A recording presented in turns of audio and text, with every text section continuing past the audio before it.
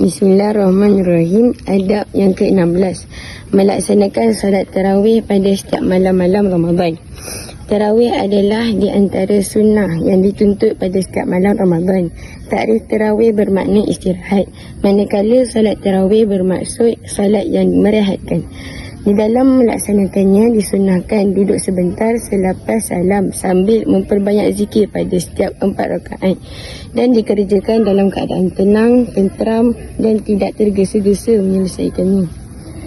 Hukum mengerjakannya, salat tarawih adalah sunnah muakkad yang amat dituntut untuk dikerjakannya. Waktu pelaksanaannya adalah selepas salat isyak sehingga waktu subuh. Ia tidak semestinya dikerjakan selepas salat isyak. Ia boleh juga dikerjakan pada pertengahan malam ataupun akhir malam selagi waktu subuh belum masuk, kerana salat tarawih adalah merupakan salat malam Ramadan.